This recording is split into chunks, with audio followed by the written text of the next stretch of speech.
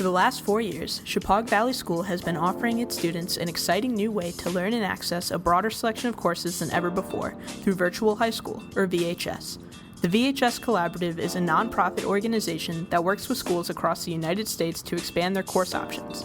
This presentation will offer information and personal experiences from both staff and students, including librarian Joan Temple, who acts as Shepaug's VHS site coordinator. We are in our 4th year of virtual high school here at Shepaug. This semester, we have 25 students taking various courses. 11 of those are AP. Kids taking virtual high school need to spend about 6 to 8 hours on a standard course.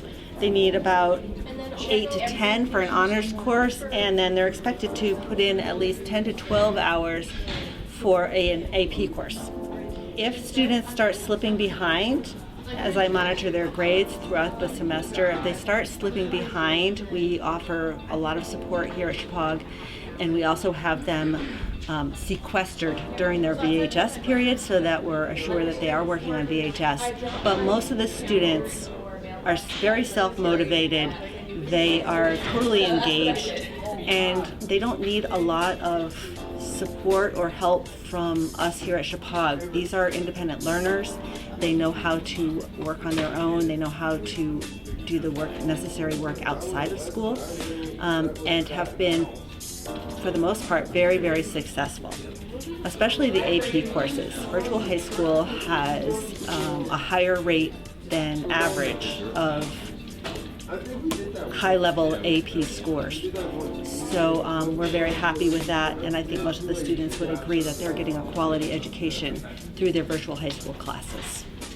In addition to the AP classes, a lot of students take virtual high school courses so that they can pursue a passion that they might have outside of what we offer here at Shepaug. For instance, we have kids taking oceanography this semester, we have criminology, we have forensics, we have astronomy, and we have a student taking mythology. So those are just a few examples of courses that kids can be involved in that we, because of our small population, we're not able to offer here except through virtual high school. So it gives kids a leg up for whatever career direction they might be wanting to travel in the future. Hi, bonjour. I'm Heidi Adele. I teach French at Shepaug. I also teach the English learners, and online right now I teach French, and before that I taught German. The 2 courses I teach online are Introduction to French and Introduction to German Language and Culture. So they're introductory semester-long courses that expose students to the language without really going into depth in terms of the language. They just kind of give them a taste for the language. So first, one thing I really wanted to emphasize is that not all online classes are created equally. I've taken a number of them for my master's degree and for my certification as an English language teacher, and some of them really lack structure. So in VHS, the structure is always the same. The setup is the same, and there's a basic blueprint so that students can go from one class to the next without very much difficulty. It also helps the teachers when they create the classes. I didn't create the French class that I teach, but I've done a lot of improvements to the lessons, and that's not something I'm allowed to do by myself. I actually have to go and make a request so that my curriculum coordinator at VHS knows what I'm doing, and also so that all the sections of the class are changed and updated as needed. I feel that at Shepaug, the really interesting thing is that students really have a lot of resources. Some of the students that I work with, because the students I teach are not from Shepaug, they're from all over the world actually.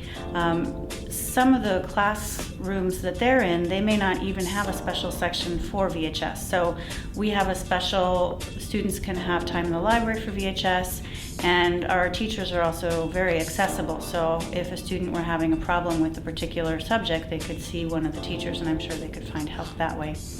That being said, they can also reach out to their teachers on VHS or to their site coordinator. So there's really a lot of support here at Shepaug. Shepaug seniors Martin Meyer and Bianca Getzel also volunteered their experiences with VHS, from AP coursework to elective art and humanities courses. They also break down some of the logistics of time management, website accessibility, and choosing courses.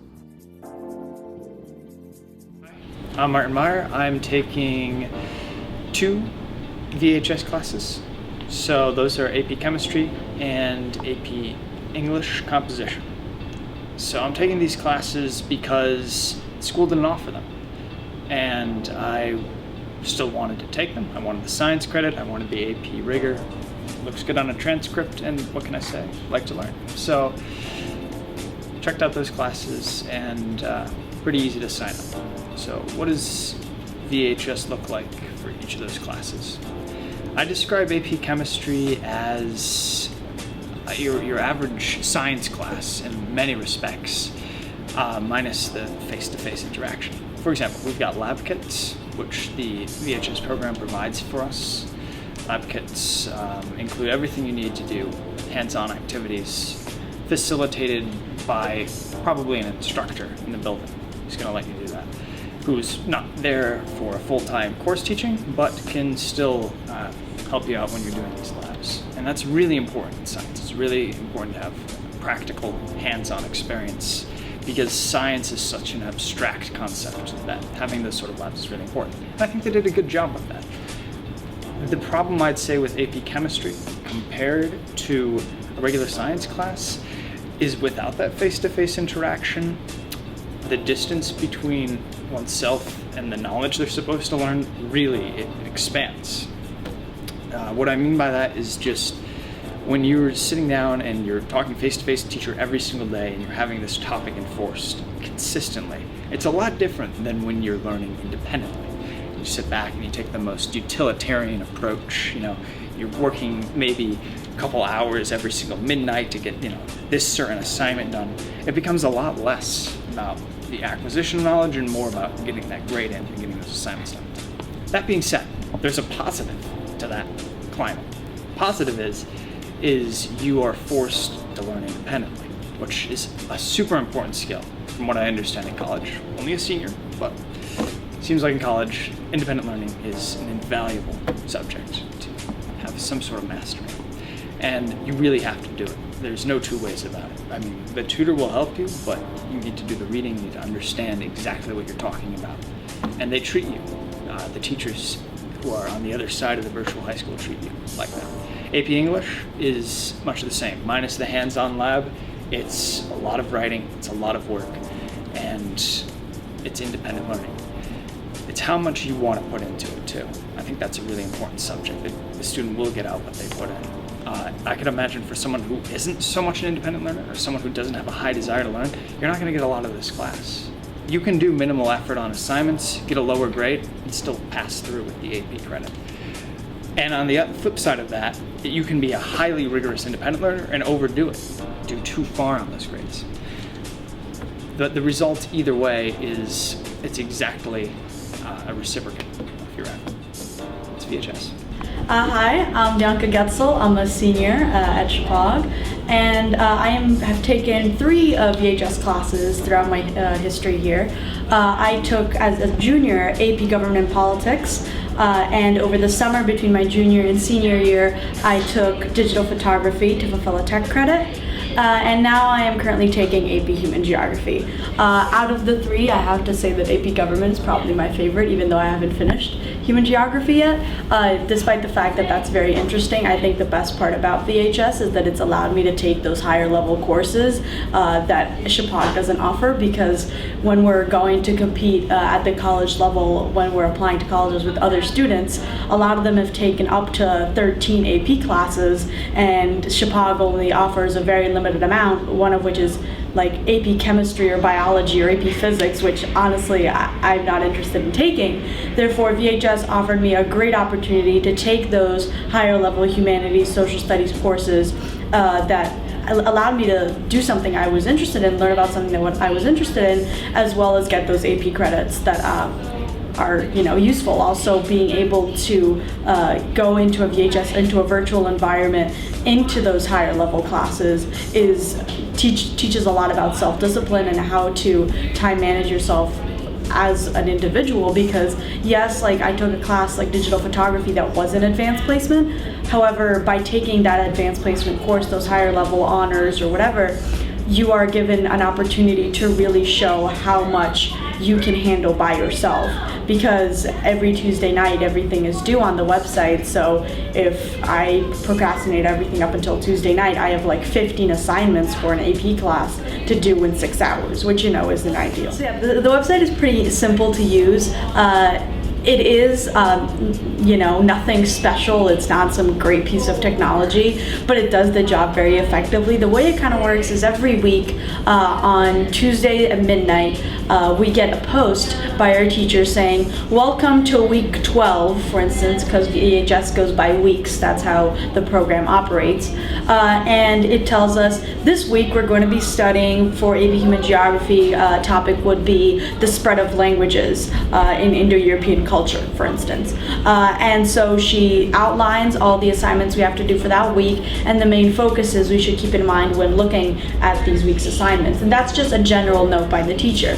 Then there's this huge bar at the top, and we click on lessons, and there's the usually for me it's an average of 13, but it can be less if you're not taking as higher level courses. 13 different lesson plans, so or assignments rather. So you click on it, and the first one is the overview. So you just get a table that you can checklist off of as you go through each assignment. Then every week, for instance, we have the weekly reading, and VHS provides us with a virtual textbook, which is really great because I can access it from anywhere. And the textbook is actually really cool because it allows us to highlight things and post-it note things on the textbook, which kind of gives us the pleasure that a regular textbook would give us in school, which is really nice. And then we kind of review the weekly reading, and every week another assignment is discussions. So discussions are essentially, in VHS, one of the main concerns is the fact that we might not be interacting with other students a lot. And yes, you're never gonna get, after being in 3 VHS classes, you're never gonna get that same interaction you get in the classroom. But the way VHS tries to compensate for it is to go through discussion posts. And the way it does that is there's this this big bar that I referenced before. You click discussions, and it's like a blog post. Everyone is responsible for answering a question, like let's keep on with the examples of the spread of languages in Indo-European culture, saying like what theory of spread of languages in the Indo-European culture do you agree with? And then you give a little paragraph saying why you agree with it. And every discussion post, you're responsible for answering that question. And then you're also responsible for answering 2 comments of your classmates. That way you can kind of interact and see the opinions of your other classmates. And it's really easy to do. It's like if you're on any social media site or any other blog post, you just reply as if it were a news article. Also, news articles do that. So that's that portion of it. And then another assignment we get really often are quizzes and tests. And again, I'm sure this is a concern for those who don't know how virtual high school works, because you might be wondering, well, how are you examined on a virtual space where I can't hand you out a test or ask you to answer questions about something?